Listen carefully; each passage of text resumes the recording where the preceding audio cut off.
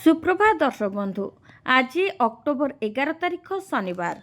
चलतु नजर पकाइबा आज देश विदेश प्रमुख खबर गुड़िक किंतु ता पूर्व जदि आपण मैंने आम वीडियो को लाइक करना आम वीडियो को लाइक करी कमेंट रे जय जगन्नाथ लिखंतु। भसाणी गंडगोल पर कटक को फेरी शांति, सहर सारा कमिशनरेट पुलिस रो फ्लैग मार्च। भसाणी बेले कटक रे गंडगोल घटना, सहर को फेरी शांति।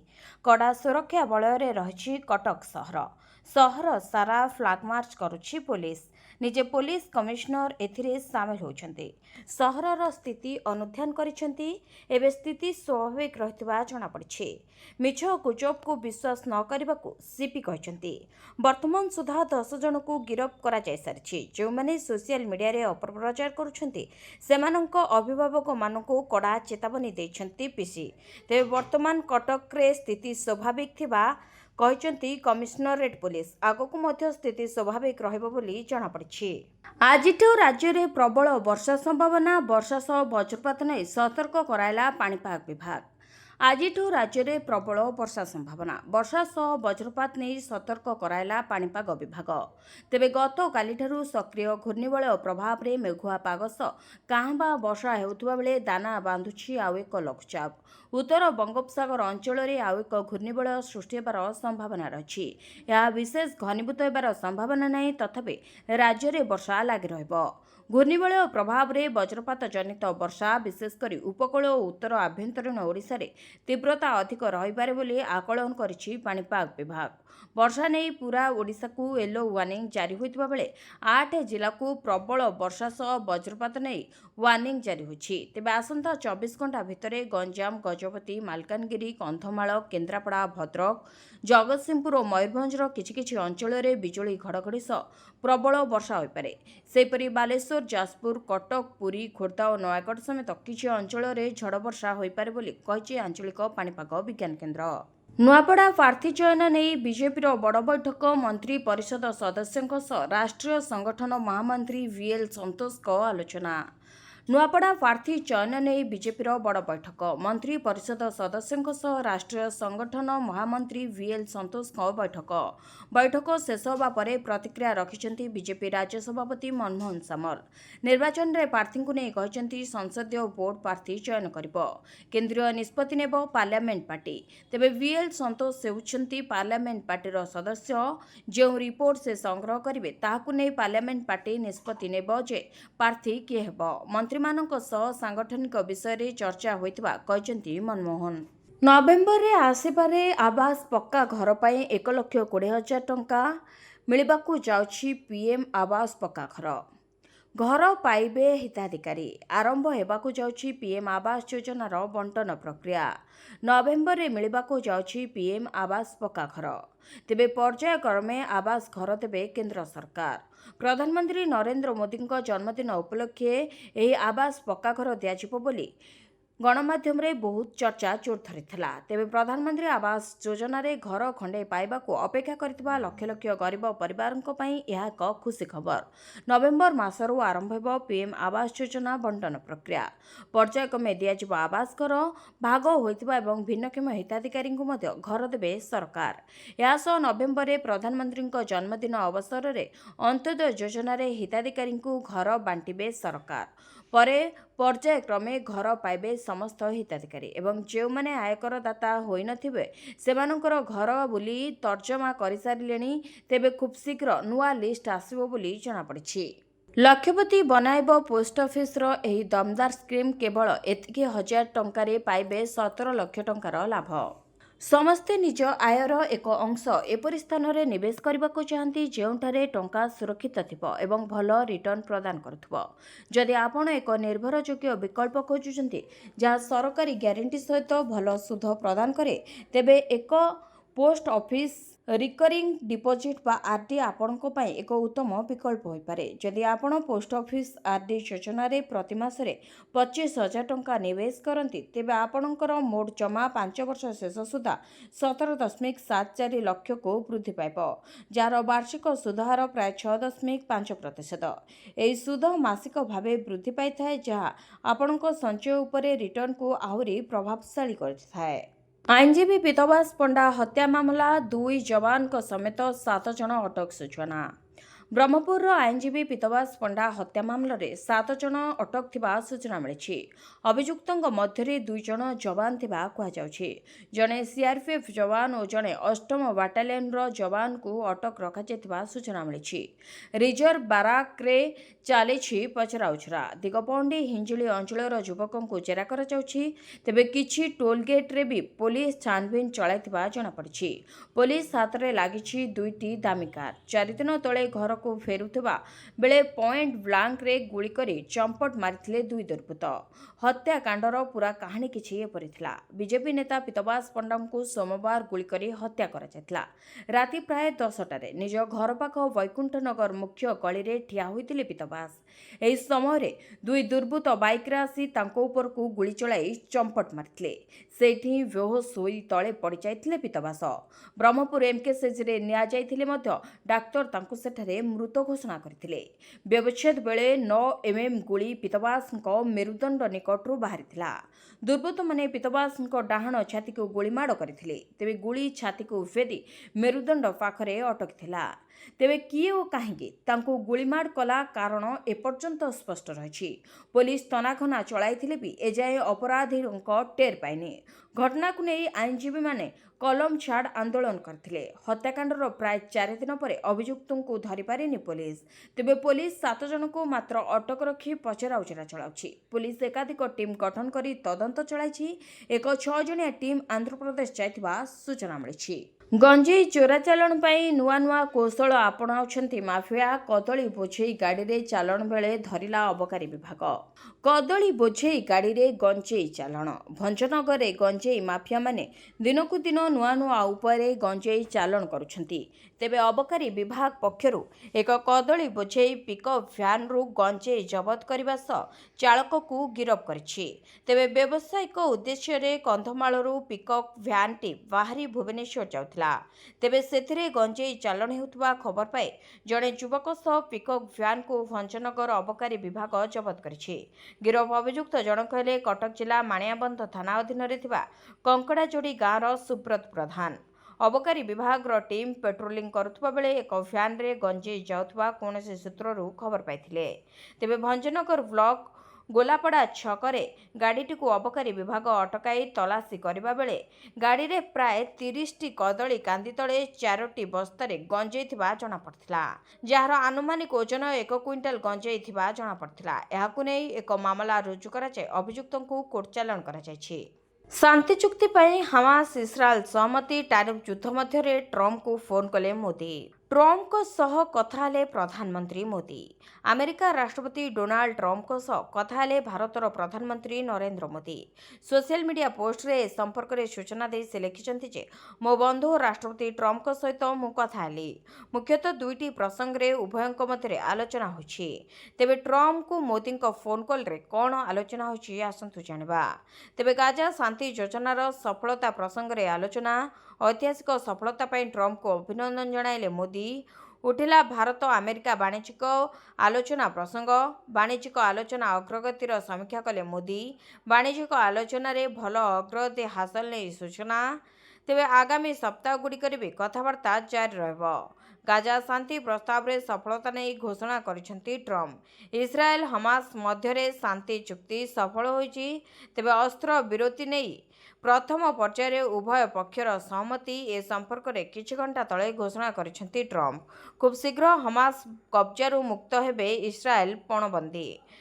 ପାଲେଷ୍ଟାଇନ କଏଦୀଙ୍କୁ ଛାଡ଼ିବାକୁ ରାଜି ହୋଇଛି ଇସ୍ରାଏଲ। ଧ୍ୱଂସ ବିଧ୍ୱଂସ ଗାଜାରେ ଶାନ୍ତି ଫେରିବା ନେଇ ଜାଗିଛି ଆଶା। ତେବେ 2 ବର୍ଷ ହେଲା ଜାରି ରହିଛି ଇସ୍ରାଏଲ ହମାସ ଘମାଘୋଟ ଯୁଦ୍ଧ। ଯୁଦ୍ଧରେ ଯବନିକା ପଡ଼ିବ କି ନାହିଁ ରହିଛି ସାରା ବିଶ୍ୱର ନଜର। କାର୍ତ୍ତିକ ଆରମ୍ଭରୁ ବେଲଗାମ ପରିବା ଦର। ଆଳୁ ଓ ପିଆଜକୁ ଛାଡ଼ି 50 ଟଙ୍କା ଉପରେ ଅନ୍ୟ ସବୁ ପରିବା କିଲୋ। ଧର୍ମ ମାସ ଭାବେ ପରିଚିତ କାର୍ତ୍ତିକ ମାସରେ ଏବେ ପରିବା ଦର ଆକାଶ ଛୁଆଁ। ଲୋକେ କାର୍ତ୍ତିକ ମାସରେ ଆମିଷ ଖାଉନଥିବା ବେଳେ ପନିପରିବାକୁ ଅଧିକ ଗୁରୁତ୍ୱ ଦେଇଥାନ୍ତି। ଆଳୁ ଓ ପିଆଜକୁ ଛାଡ଼ିଦେଲେ କଞ୍ଚା ପରିବା ଦର ଅତି କମ୍ରେ 50 ଟଙ୍କା ରହିଛି। ତେବେ ବିମ୍ସ ଦର 100 ଟଙ୍କା ଉପରେ ରହିଥିବା ବେଳେ ଦେଶୀ ପୋଟଳ ଦର 80 ଟଙ୍କା ରହିଛି। ତେବେ ବାଲେଶ୍ୱର ମାର୍କେଟ କଥା ଯଦି ଆମେ ଦେଖିବା ତାହେଲେ ବାଲେଶ୍ୱରରେ ବିମ୍ସ କିଲୋ 120 ଟଙ୍କା ଛୁଇଁଛି।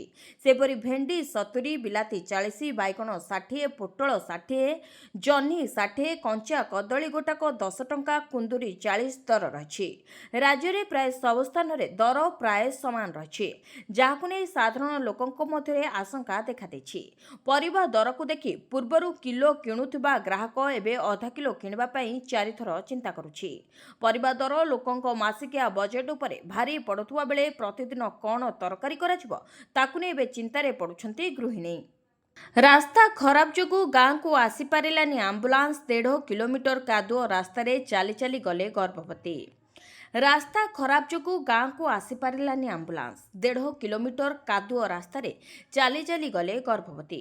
ମାଲକାନଗିରି ଜିଲ୍ଲା ମାଥିଲି ବ୍ଲକ ଅନ୍ତର୍ଗତ ବେଦୁରୁପାଲି ଗାଁରୁ ଆସିଛି ଜନନୀ ଯନ୍ତ୍ରଣାର ଚିତ୍ର। କାଦୁଅ ରାସ୍ତା ଯୋଗୁଁ ଗାଁରେ ଆମ୍ବୁଲାନ୍ସ ପହଞ୍ଚି ପାରିନଥିଲା। ଫଳରେ ବାଧ୍ୟ ହୋଇ ଗର୍ଭବତୀଙ୍କୁ ଚଲାଇ ଚଲାଇ ଆଣିଲେ ଆଶା ଦିଦି ଏବଂ ସମ୍ପର୍କୀୟ। ସୂଚନା ଅନୁସାରେ ଗାଁର କନକ ଦେଇ ଦୁରୁଆଙ୍କ ଗର୍ଭ ଯନ୍ତ୍ରଣା ହେବାରୁ 108 ଆମ୍ବୁଲାନ୍ସକୁ ଖବର ଦେଇଥିଲେ ଗାଁର ଆଶା ଦିଦି। କିନ୍ତୁ କାଦୁଅ ରାସ୍ତା ପାଇଁ ଗାଁକୁ ଯାଇପାରିନଥିଲା ଆମ୍ବୁଲାନ୍ସ। ଶେଷରେ ଚଲାଇ ଚଲାଇ କତାପାଲି ଛକ ଯାଏ ଆଣିଥିଲେ ପରିବାର ଏବଂ ଆଶା ଦିଦି। ଗର୍ଭ ଯନ୍ତ୍ରଣା ଭିତରେ ରାସ୍ତା ଯନ୍ତ୍ରଣା ଲୋକଙ୍କ ପାଇଁ ଦ୍ୱିଗୁଣିତ ହୋଇଛି, ଯାହାକୁ ନେଇ ସାଧାରଣରେ ଅସନ୍ତୋଷ ପ୍ରକାଶ ପାଇଛି। 2 ଚମ୍ପଟ ଅପରାଧୀ ଗଲେ କୁଆଡ଼େ? 6 ଦିନ ପରେ ବି ମିଳୁନି ପତ୍ତା। ଚୌଦ୍ୱାର ଜେଲରୁ 2 ଅପରାଧୀ ଚମ୍ପଟ ଗଲେ କୁଆଡ଼େ? 2 ଅପରାଧୀଙ୍କର ଏପର୍ଯ୍ୟନ୍ତ ମିଳୁନି ଟେର୍।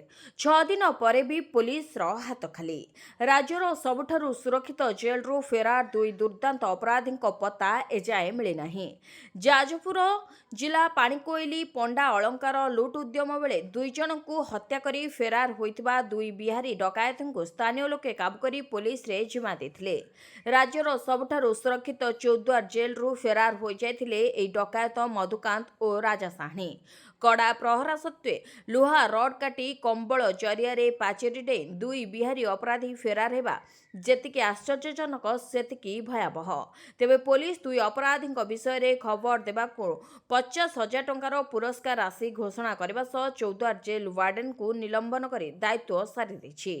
ଏଯାଏଁ କୌଣସି ପୋଲିସ ଅଧିକାରୀ ଏ ବାବଦରେ କିଛି ମୁହଁ ଖୋଲୁନାହାନ୍ତି। ତେବେ ସେ 2 ଅପରାଧୀ ଗଲେ କୁଆଡ଼େ ଏବଂ ପୋଲିସର ହାତ କାହିଁକି ଏଯାବତ୍ ଖାଲି, ତାକୁ ନେଇ ବୁଦ୍ଧିଜୀବୀ ମହଲରେ ଏବେ ଚର୍ଚ୍ଚା ଜୋର ଧରିଛି। ଏଥିସହିତ ପୋଲିସର ପାରିବା ପଣିଆ ଉପରେ ମଧ୍ୟ ପ୍ରଶ୍ନ ଉଠିଛି। ଏସ୍ଆଇ ଜାଲିଆତି ମାମଲା କଟକ କ୍ରାଇମବ୍ରାଞ୍ଚ ମୁଖ୍ୟାଳୟରେ ବାନିକର 3 ଅଧିକାରୀଙ୍କୁ ଜେରା। କଟକ କ୍ରାଇମବ୍ରାଞ୍ଚ କାର୍ଯ୍ୟାଳୟରେ କୋଚିଂ ସେଣ୍ଟରର ବାନିକର 3 ଜଣ କର୍ମଚାରୀ ଏସ୍ଆଇ ପରୀକ୍ଷା ଅନିୟମିତତା ମାମଲାରେ ବାନିକ କୋଚିଂ ସେଣ୍ଟରର ଏଚ୍ଆର୍ ମୁଖ୍ୟ, ଆକାଉଣ୍ଟସ ମ୍ୟାନେଜର ଓ ମାର୍କେଟିଂ ମ୍ୟାନେଜର ହାଜର ହୋଇଛନ୍ତି। କିଛି ସମୟ ପରେ ସେମାନଙ୍କୁ ଜେରା କରାଯାଇଥିଲା।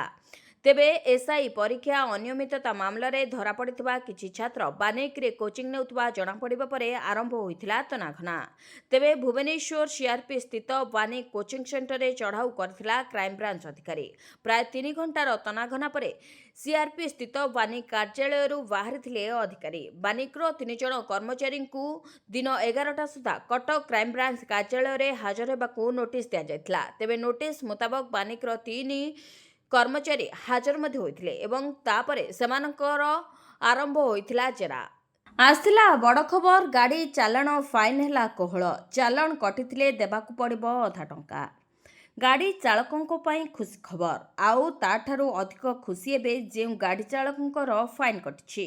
କାରଣ ରାଜ୍ୟ ପରିବହନ ବିଭାଗ ବଡ଼ ନିଷ୍ପତ୍ତି ନେଇଛି। ଗାଡ଼ି ଚାଲାଣ ଫାଇନ୍କୁ କୋହଳ କରିଦେଇଛି ବିଭାଗ। ଏଣିକି ଗାଡ଼ି ଚାଲାଣ କଟିଥିଲେ ମିଳିବ ରିହାତି। ଯେଉଁମାନଙ୍କର 5,000 ଫାଇନ୍ କଟିଥିବ ସେମାନଙ୍କୁ ଦେବାକୁ ହେବ 2,500 ଟଙ୍କା। ସେପରି 2,000 ଫାଇନ୍ ଥିଲେ ଦେବାକୁ ହେବ 1,000 ଟଙ୍କା, 10,000 ଫାଇନ୍ ଥିଲେ ଦେବାକୁ ହେବ 5,000 ଟଙ୍କା। ପୂର୍ବରୁ କ୍ୟାବିନେଟ୍ ବୈଠକରେ ଏନେଇ ନିଷ୍ପତ୍ତି ହୋଇଥିଲା। ତେବେ 2025 ଜୁଲାଇ 31 ସୁଦ୍ଧା ଫାଇନ୍ କଟିଥିଲେ ମିଳିବ ରିହାତି, ଯାହାକୁ ନେଇ ଖୁସି ଅଛନ୍ତି ଗାଡ଼ି ଚାଳକ। ମହିଳାଙ୍କୁ ମିଳିବ ପେନ୍ସନ୍ ଯୋଜନା। 60 ବର୍ଷ ପରେ ସୁଭଦ୍ରା ହିତାଧିକାରୀଙ୍କୁ ମିଳିବ ପେନ୍ସନ୍। ଯେଉଁମାନେ 60 ଅତିକ୍ରମ କରିଛନ୍ତି ତେବେ ସୁଭଦ୍ରା ଯୋଜନାରୁ ସେମାନେ ବାଦ୍ ପଡ଼ିଛନ୍ତି ସେମାନଙ୍କ ପାଇଁ ଆସିଲା ଖୁସି ଖବର। ସେମାନଙ୍କୁ ଖୁସି କରିବାକୁ ବଡ଼ ନିଷ୍ପତ୍ତି ନେଇଛନ୍ତି ସରକାର, କାରଣ ଏବେ ବାଦ୍ ପଡ଼ିଥିବା ହିତାଧିକାରୀଙ୍କୁ ମିଳିବାକୁ ଯାଉଛି ସୁଭଦ୍ରା ପେନ୍ସନ। ଏନେଇ ସୂଚନା ଦେଇଛନ୍ତି ଉପମୁଖ୍ୟମନ୍ତ୍ରୀ ପ୍ରଭାତୀ ପରିଡ଼ା। ତେବେ ବୟସ 60 ପାଇଁ ସୁଭଦ୍ରାରୁ ବାଦ୍ ପଡ଼ିଥିବା 93,000 ହିତାଧିକାରୀଙ୍କୁ ଏହି ପେନ୍ସନ ଯୋଜନାରେ ସାମିଲ କରାଯିବ। ମଧୁବାବୁ ପେନ୍ସନ ଯୋଜନା କିମ୍ବା ଜାତୀୟ ସାମାଜିକ ସହାୟତା କାର୍ଯ୍ୟକ୍ରମରେ ହିତାଧିକାରୀ ସାମିଲ ହେବେ। ଏଥିପାଇଁ ମହିଳା ଓ ଶିଶୁ ବିକାଶ ବିଭାଗକୁ ଚିଠି ଲେଖିଛି ସାମାଜିକ ନିରାପତ୍ତା ଓ ନ୍ୟାୟ ବିଭାଗ।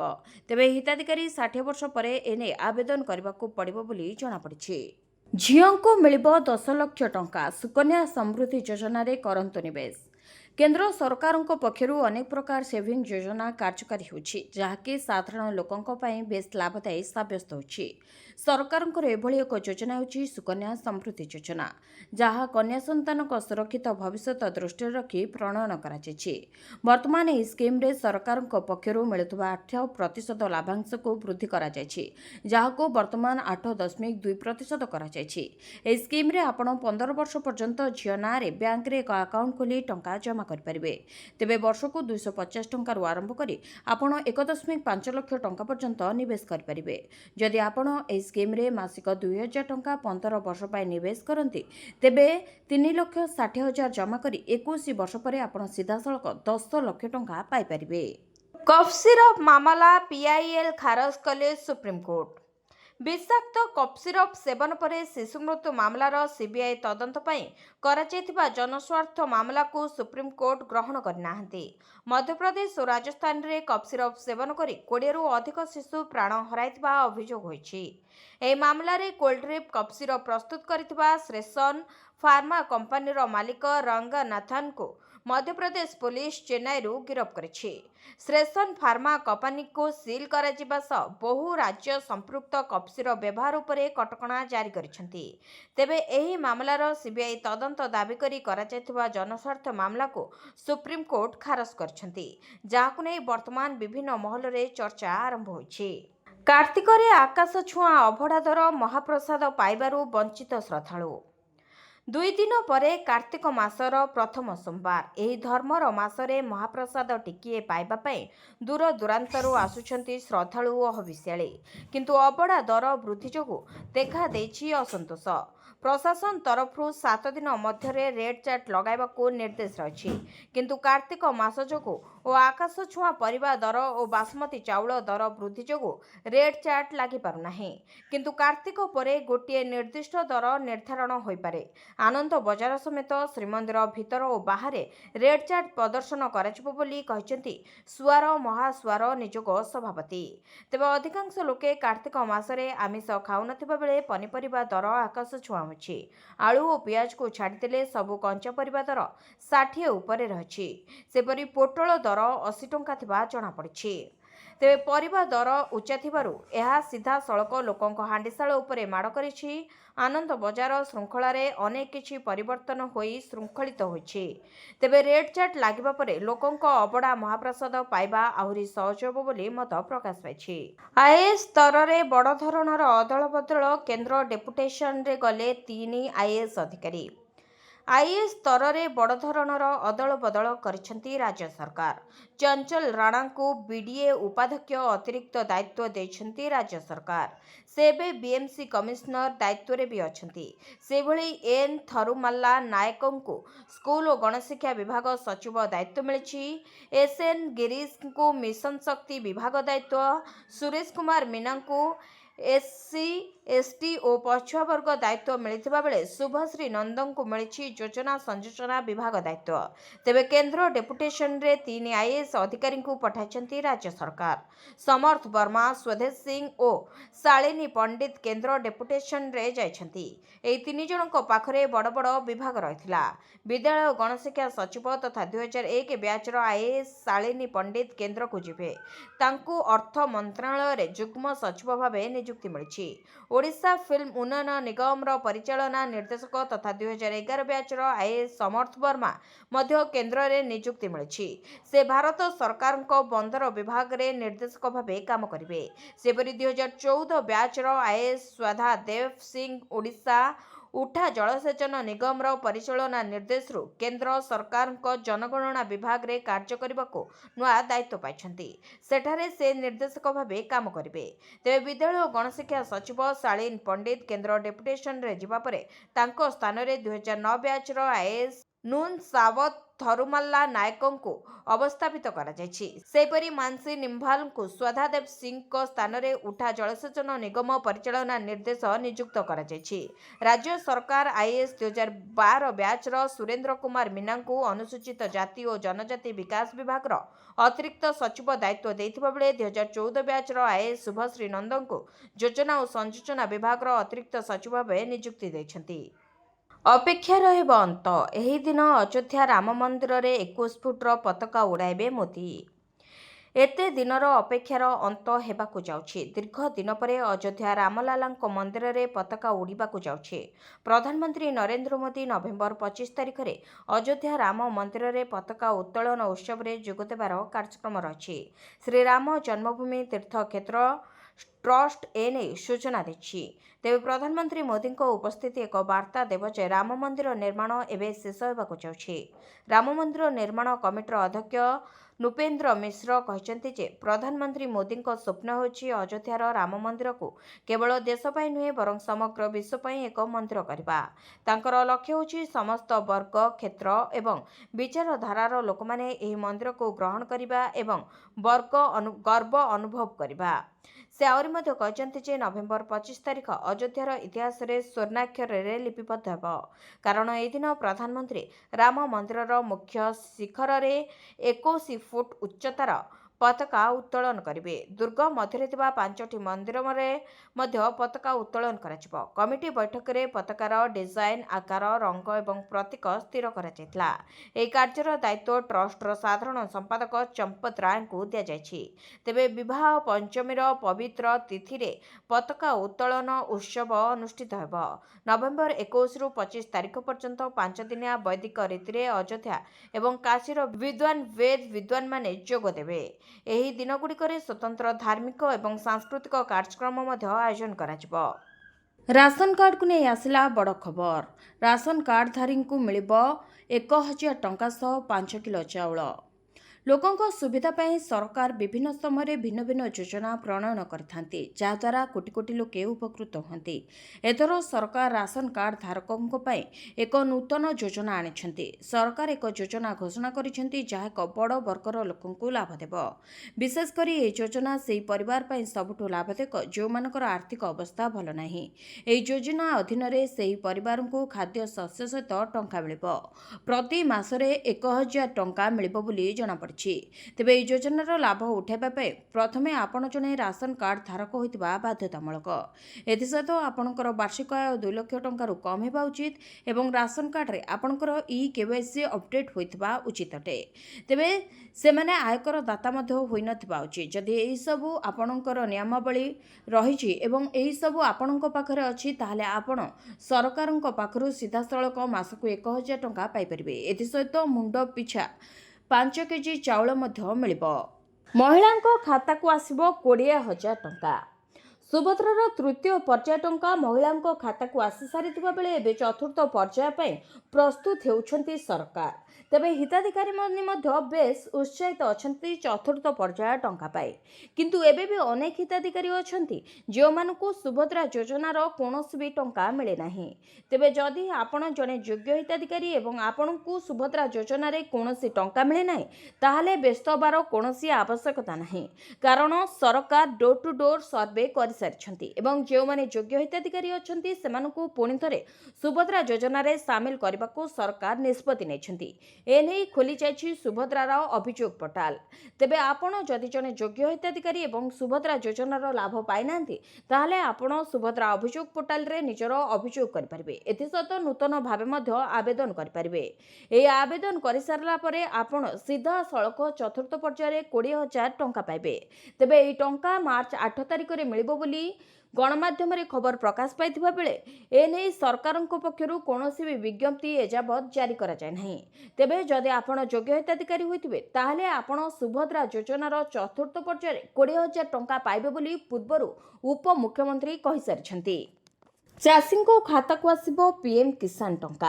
ପିଏମ୍ କିଷାନର 20ତମ କିସ୍ତି ଚାଷୀଙ୍କ ଖାତାକୁ ଆସି ସାରିଥିବା ବେଳେ ଏବେ 21ତମ କିସ୍ତିକୁ ଅପେକ୍ଷା କରିଛନ୍ତି ଲକ୍ଷାଧିକ ଚାଷୀ। ତେବେ ଏହି 21ତମ କିସ୍ତି ଟଙ୍କା କେବେ ଆସିବ ସେ ନେଇ ଦ୍ୱନ୍ଦ୍ୱ ବଢ଼ିବାରେ ଲାଗିଛି। ତେବେ କିଛି ଜାତୀୟ ଗଣମାଧ୍ୟମରେ ଏହି ଖବର ପ୍ରକାଶ ପାଇଛି ଯେ ପିଏମ୍ କିଷାନର 21ତମ କିସ୍ତି ଟଙ୍କା ଦୀପାବଳି ପୂର୍ବରୁ ମିଳିବ। ଆଉ କିଛି ଗଣମାଧ୍ୟମରେ ଏହା ମଧ୍ୟ ପ୍ରକାଶ ପାଉଛି ଯେ ଏହି ଟଙ୍କା ନଭେମ୍ବରରୁ ଡିସେମ୍ବର ମାସରେ ମିଳିବାକୁ ଯାଉଛି। କିନ୍ତୁ ସରକାର ଏନେଇ କୌଣସି ବି ବିଜ୍ଞପ୍ତି ଜାରି କରିନାହାନ୍ତି କି କେବେ ପିଏମ୍ କିଷାନର 21ତମ କିସ୍ତି ମିଳିବ। ତେବେ ସରକାର ଚାଷୀଙ୍କୁ ଆର୍ଥିକ ସ୍ତରରେ ସୁଦୃଢ଼ କରିବା ପାଇଁ ବର୍ଷକୁ 6,000 ଟଙ୍କା ଦେଉଛନ୍ତି। ଆଉ ଏହି ଟଙ୍କା କିସ୍ତି ହିସାବରେ ଚାଷୀଙ୍କ ଖାତାକୁ ଆସୁଛି। ପ୍ରତି 4 ମାସରେ 2,000 ଟଙ୍କା ଲେଖାଏଁ ଚାଷୀଙ୍କ ଖାତାକୁ ସିଧାସଳଖ ଦେଉଛନ୍ତି କେନ୍ଦ୍ର ସରକାର। ତେବେ ପିଏମ୍ କିଷାନର 20ତମ କିସ୍ତି ଅଗଷ୍ଟ ମାସରେ ମିଳିଥିବା ବେଳେ ଏବେ 21ତମ କିସ୍ତି କେବେ ମିଳିବ ତାହାକୁ ଅପେକ୍ଷା କରିଛନ୍ତି ଚାଷୀ ଭାଇ ଓ ଭଉଣୀମାନେ। ଭିଡ଼ିଓଟିକୁ ଶେଷ ଯାଏ ଦେଖିଥିବାରୁ ଆପଣଙ୍କୁ ଧନ୍ୟବାଦ। ଯଦି ଆପଣମାନେ ଏପର୍ଯ୍ୟନ୍ତ ଆମ ଭିଡ଼ିଓକୁ ଲାଇକ୍ କରିନାହାନ୍ତି ଆମ ଭିଡ଼ିଓକୁ ଲାଇକ୍ କରି କମେଣ୍ଟରେ ଜୟ ଜଗନ୍ନାଥ ଲେଖନ୍ତୁ। ଏଥିସହିତ ଆମ ଚ୍ୟାନେଲକୁ ସବସ୍କ୍ରାଇବ୍ କରି ପାଖରେ ଥିବା ବେଲ୍ ଆଇକନ୍କୁ ପ୍ରେସ୍ କରନ୍ତୁ।